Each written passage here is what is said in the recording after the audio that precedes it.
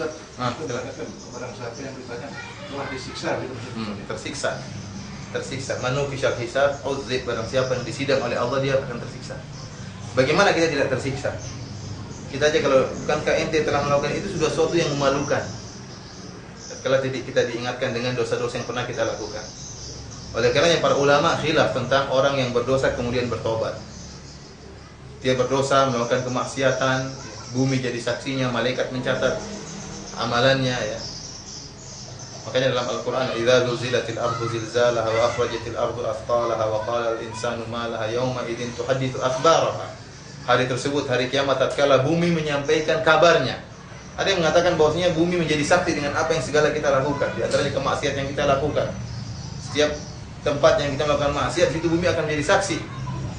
Jika seorang kemudian bertobat, dia melakukan kemaksiatan, melakukan hal yang memalukan, melakukan hal yang sangat dibenci. Kita ini subhanallah, ikhwan, dosa kita banyak ya.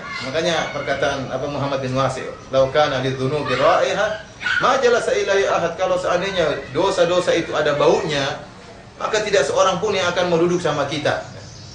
Dosa misalnya tidak menjaga pandangan, baunya bau busuk, sini bau telur busuk, dosa ghibah baunya ini. Terlalu banyak buah bau yang keluar dari tubuh kita. Hanya sekarang tersembunyi, tidak ada yang tahu.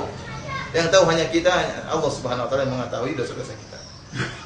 Sekarang kalau orang sudah bertobat dengan maksiat terhadap maksiat yang dilakukan, khilaf di antara para ulama, apakah kemaksiatan tersebut akan dihapuskan oleh Allah seakan-akan tidak pernah terjadi atau tidak? Ada sebagian ulama mengatakan tidak. Dosa yang pernah kita lakukan akan dinampakkan oleh Allah meskipun sudah diampuni. Menampakkan itu saja sudah sangat memalukan bagi kita.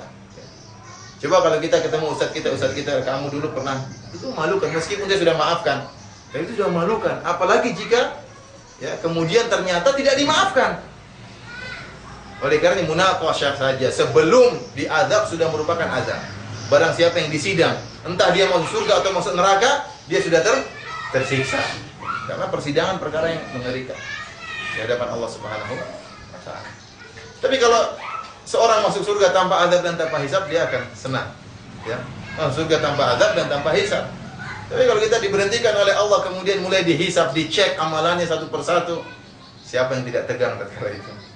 Makanya barang siapa yang disidang oleh Allah dia akan tersiksa. Maksudnya bukan disiksa apa?